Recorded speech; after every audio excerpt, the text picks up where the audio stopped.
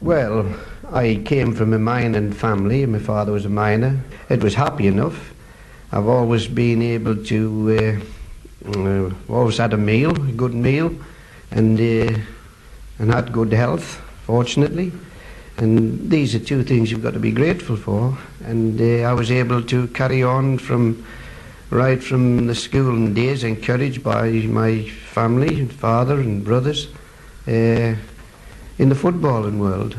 What was the nature of the environment? Was it a pit village? Oh yes. The population would be about 12,000, but of course they were just mad about football, and we were fortunate at school to be very keen. I was brought up nearly at school on professional lines, because when we were at school, the teacher there was he'd played a bit of football. We had an old professional as a caretaker, and during the lessons you would be brought out and told to go and see the caretaker, where you would be given a mustard bath and a massage and egg and sherry.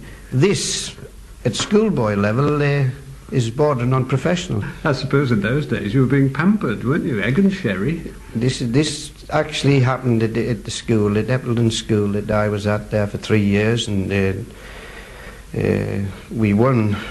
I got about 18 medals at this school, and they were really had a professional outlook to football. Did you decide then that you'd become a professional footballer if you were good enough? Well, I'd always wanted to be one, yes. That was the foremost thing in my mind. It was either going down the pits or being a footballer. And I think this is where the North East, in the pre-war days, where, there were so many footballers to be found up there. Because there was so much incentive? So much incentive. It was either down the pits or playing football. I started at the Hetton Lions Colliery for about 3 months, and fortunately, it might have been unfortunate for a lot of people there, but the colliery closed down. In between this time, my father had been badly injured at the pit, and so he was always against me going to the pit to work. So I started, and I served my time as a bricklayer after. And after his injury and the pit closing down, he wouldn't let me go back again at another colliery.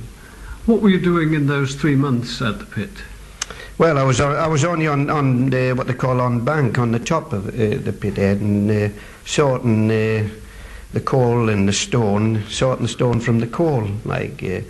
I got to say now that I had little interest in this, and often the coal got thrown in the stone bin, but when the foreman came around, as long as something was getting thrown off the screen. Yes. Who were your sporting heroes in those days? You went to Roker Park, didn't you, supporting Sunderland? Yes, Sunderland was my team that I supported, and this is in the days of Jimmy Connor, Patsy Gallagher, Alec Hastings, McNabb, Hall and Gorman, Middleton, goalkeeper. These were the idols, the ones that I looked up to, and possibly Jimmy Connor was one of my favourite players. Between the wars, the North East was a bleak place, wasn't it? A lot of poverty there. What is it that you recall particularly when you look back on those days? What I'm thinking is there, in your mind, a much brighter side to the picture that is often presented to us of the North East at that time? Well, they were very happy. As I say, the poverty was there for to be seen, but the people were happy, and they accepted the lot, because it sometimes grieves me now when people say what a state the country's in now, and then when you look back to those days, and yet you were happy, and you didn't have anything at all, and the people were so much happier then, and you just can't wait up this present day. Is there any quality, do you think, that the North East gave you that you couldn't have got somewhere else? Oh, certainly the character, and to take things, to be modest and thankful for small mercies. I'm grateful for everything that goes along, and if I've been particularly lucky in my profession, I'm very grateful for it, and I certainly wouldn't be get it. That's why I try to be modest about the whole thing. I think this was the upbringing. This is what I was taught, to be thankful, like, if you're more successful than other people. But you've not been lucky, have you? I mean, what you've got, I think, through grit. And I'm wondering if a gritty approach is something that is born of the North East. Possibly so. This is what I say. The character, you're reluctant to be pushed down. You'll keep going. Doesn't matter what circumstances prevail and that. You'll just keep going at them. And while you don't say it's luck, certainly there's a certain amount of luck, but there's perseverance and this reluctance to give in. Football's changed a lot, hasn't it? Changed in so many ways that it hardly seems at times to be the same game. Gone are the old straightforward simple formations. Things like the tough shin guards have gone as well, the heavy boots, the heavy ball, the robust shoulder charge that might send the goalkeeper in the back of the net. And something else that's gone to a great extent anyway, is the beautiful ball play. Now, you've been in contact with the game over the years of change, so you've played a part in the changes. Have we got anything better these days, do you think? Well, it's so much big business now. I think this is the biggest thing, and that pre-war and that in those days there was some very skillful players, but it wasn't as commercialised as the present game and that. And as I say, this is big business, and the whole structure's changed. Tactically, the game's changed, and people say, why don't they go back to that? I don't think they can go back to that. Training and everything, that's all really geared up to really fast stuff now. Some of there's some great players, and possibly they would have done, lots of players would have done better had they been playing in this football. I know that there's plenty I would like to have in my side, but having said that, there was lots of players couldn't have done the training what these boys do now. And again, the number of games that's played. This is, I mean, some of these lads turn in 70 and 80 games. The training has been geared to real high-class stuff, not quality-wise, but stamina-wise, and they've got to really look after themselves. And quite honestly, there's lots of the older players wouldn't have lasted the training at present day. Players these days have a better constitution, you think? I don't think so. I don't think they have a harder constitution. No, this is conditioning. It's got to be prepared into them. There's no doubt some of the older players, pre-war players, would have been far better players had they had some of the training that's put into some of these boys now. What about the game as a spectacle? Well, it was more enjoyable, possibly, in the olden days, because there wasn't as much frustration crept in. The demand for a result wasn't as vital. All right, if you're in the cup or the running for the honours in the league, but that could only happen to about four clubs in the season. The others then would be enjoying the football. There's no doubt about it. Pre-war, the game was enjoyed more. It was enjoyed more by spectators. Now the spectators, and this is what causes possibly some of the violence, isn't that? Because the result is such a vital factor in that, and everybody's demanding results in that, and the spectators then get frustrated, and when the team hasn't scored, it's high. This is the way of life now. Everything's geared at such a higher pitch now. First, though, 50 years at Liverpool and so many players passing through in that time. Which of those from all of those different eras would he have signed as a manager? Oh, there's hundreds I would have. I mean, the names that comes. I won the Billy Liddell. There's the Tommy Finney. Stan Matthews, there's hundreds of them that I would like in my side, and they would know.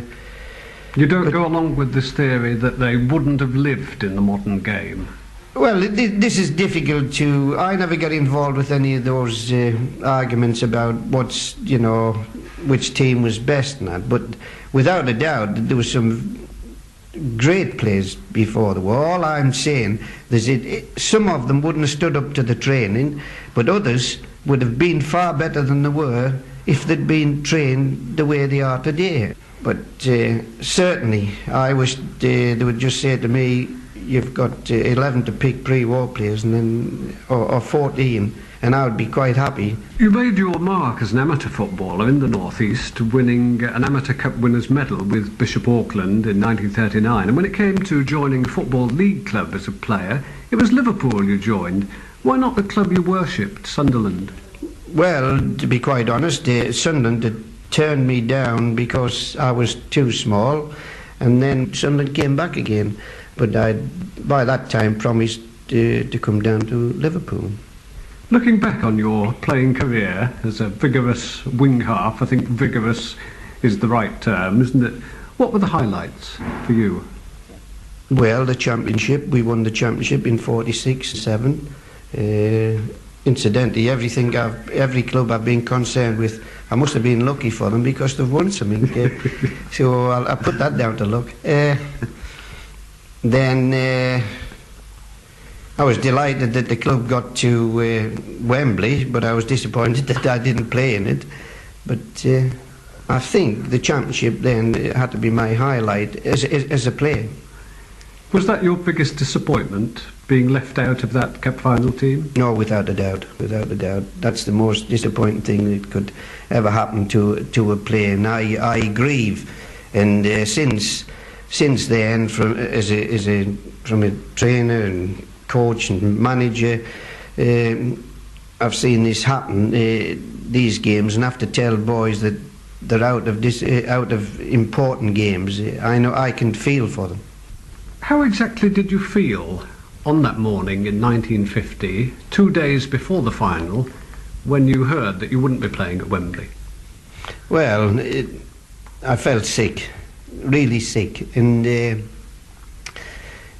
but there's little you can do about it. To be left out, I can honestly say I think every footballer's ambition is to play at Wembley. I think they would rather have the ceremony and the pomp and that goes on at the Wembley stadium than anything. And quite honestly, I think that must be everyone's ambition to play at Wembley. And you can imagine how sick one of the most important things to happen to a football, and then it just gets taken from you at the last grasp. I said you were gritty, but at the same time you wouldn't be human if you didn't feel very disappointed at that time. Did you actually think of packing in? Was it as bad as that? Yes, I thought about everything. And of course, like everything else when in football, and people with the same complaint, like always seem to gather round then when the people that's had a disappointment or something else in some other walk of life, they're the first ones to give you advice, and it isn't always the best. And and they're telling you to pack in and do this and do that. But I reasoned out that, well, in the end, if I went to any other club, if I got transferred to another club, the same thing could have happened the next year. There was no guarantee that that wouldn't happen the next year. So in the end, I think it all turned out right. Let's talk again about players now. Even allowing for inflation, players are so much better paid these days than they were in your day, and the outstanding ones can earn quite fabulous sums. But do they have as much application to the game, do you think? Do they give as much? Oh, well, it's just the same as pre-war, as far as that's concerned. Some players give more than others and that. And as I say, you talk about the finance, there's lots of people earned more than me at this game. And but there's nobody enjoyed it as much. And I suppose that's your reward in great measure, isn't it? Yes, I think if you're doing something that you enjoy. This was a bit taxing, this job, but right through, I'd enjoyed every other one. Yes, it must have been taxing coming into this job, but when you retired from playing, you stayed at Anfield and you had various roles here, always involved with the players, until you took over the managership from Bill Shankly in '74. How did you feel succeeding Shankly? Well, I never applied for the job. I wouldn't have applied for the job. But it came at us just overnight, and Bill decided to retire. And I thought, well, if I don't take it, then I'd work with the boys, the backroom staff, Joe Fagan, Ronnie Moran, and the others, Reuben Bennett, Jeff Twentyman. I'd work with them. And if someone new came in, and this was the first thing that crossed my mind, and I thought, well, I've got to make a go of it, even for to keep this, because there's such a family spirit at Liverpool, and this is probably where the team spirit stems from. And I thought, well, I'd better give it a go. But Shankly epitomised in such an amazing way the successes of Liverpool that it must have been a daunting prospect to follow him, wasn't it? Yes, well, as I said, that was foremost in my mind, what I've just said, that it was for the staff. And there's no doubt about it. Bill was a great manager and so well liked, and everybody held him in such high esteem. What were the problems? Did he seem to be sitting over your shoulder in the early days of your managership? Everywhere you went. Bill wasn't unique for nothing. I mean, I don't use that term loosely when I say Bill was unique as a manager. I mean, his very presence when he goes in, and all the rooms seemed to be filled. He opened the drawer, and you felt Bill was there, and that. And it was a tremendous sort of pressure, and something I hadn't give a thought about when I got in. I said, Bill's been a great manager and that, but he couldn't have done nothing without a great team. And they were the boys that won it, and the backroom staff would be the first to agree with me on that score. There's a joke story that goes the rounds that you felt you'd failed in your first season as manager, and you didn't do badly, did you? That's right. I put this out myself. I felt that, you know, everyone was looking over his shoulder and said, well, you didn't win anything this year. And I felt like the chap that thought he had a near miss on the spot the ball because the man next door won it. Yes. Where do you think the game is going in Britain? Well, this is going to be difficult because there's going to be still lots of changes going to come in. Sponsorship and everything's going to take over in football. I'm quite convinced of this. Otherwise, we're not going to be able to keep the good players that we do breed. You may not like this, but I really can't let the opportunity go by without talking about football hooliganism. I say you may not like this because there are some managers who feel that football gets blamed for the ills of society. And I know that you've got a great crowd at Liverpool. Some clubs, though, do have great problems with crowd behaviour. What are your thoughts on this? Well, nobody detests violence and that more than I do. But I hold the view too that if there wasn't any football, that wouldn't finish violence, because they'd soon go to the flower shows and everything else. And football gets a blame for a lot of it, which if they did cut football out, they would go to some of these other places and that. Do you think the exhibitionist behaviour of some players, and the game is more exhibitionist now than it used to be, do you think the exhibitionist behaviour of some players has got anything to do with this hooliganism? I'm thinking of things like dissent, obviously, and even the clenched fist salute to the crowd by the scorer of a goal, the sort of thing that can be interpreted, if you look for these signs, as a gesture of aggression. There's no doubt about it, that sometimes that encourages and some of the supporters not take the wrong view about it, and then the television too comes into this. They highlight something like that which shouldn't be highlighted. I'm quite sure of that. I think we've all got something, a little bit of guilt in this score, and we get carried away a little bit, even to a referee demonstrating on the pitch. It all adds up at times. Has there been any time in your long association with the game, apart from that fleeting moment in 1950 when you heard that you weren't going to be playing at Wembley, when you've thought that you ought to have been doing something else, that you ought to have chosen a different path? I don't think so. I always wanted to be connected with football, and you know, when I started, I thought, well, if I can kick a ball until I die, that'll do me, and that's the way football's gone, and I hope it keeps like that. There's no way that I would have changed it. Had I had to do it all over again, I'd do just the same. Bob Paisley, thank you very much for talking to me. We'll end, I think, on some music.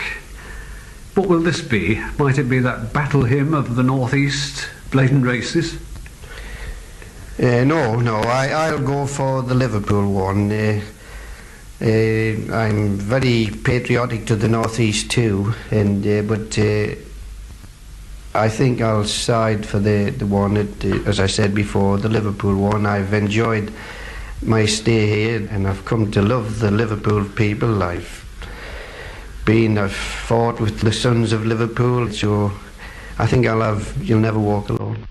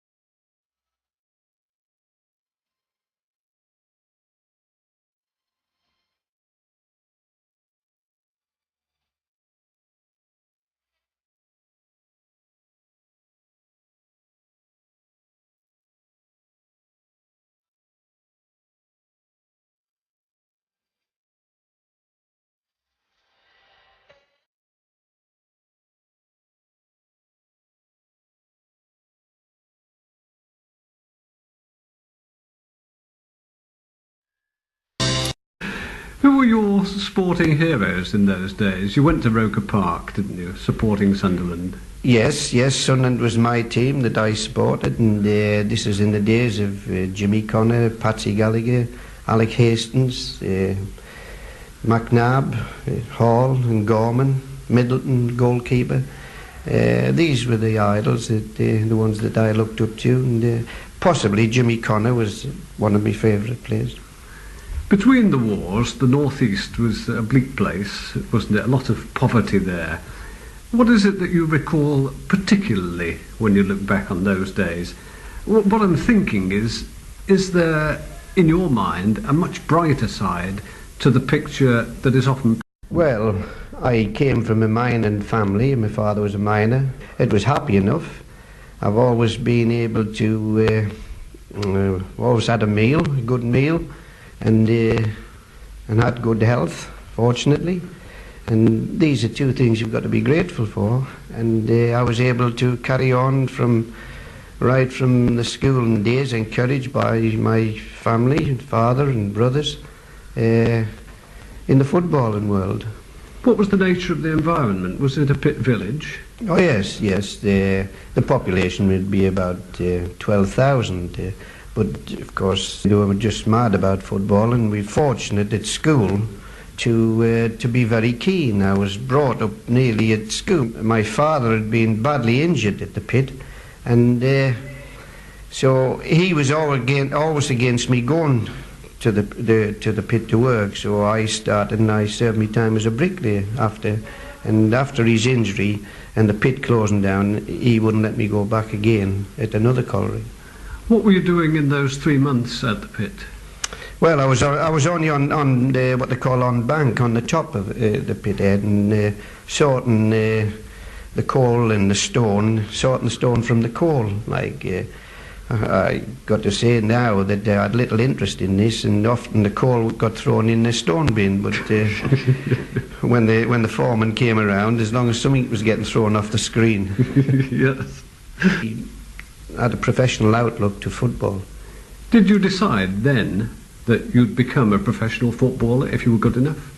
Well, I'd always wanted to be one, yes. That was the foremost thing in my mind. It was either going down the pits or being a footballer. And I think this is where the North East, in the pre-war days, where, there were so many footballers to be found up there. Because there was so much incentive? So much incentive. It was either down the pits or playing football. I started at the Hetton Lions Colliery for about 3 months, and fortunately, it might have been unfortunate for a lot of people there, but the colliery closed down in between this time on professional lines, because when we were at school, the teacher there was he'd played a bit of football. We had an old professional as a caretaker, and during the lessons you would be brought out and told to go and see the caretaker, where you would be given a mustard bath and a massage and egg and sherry.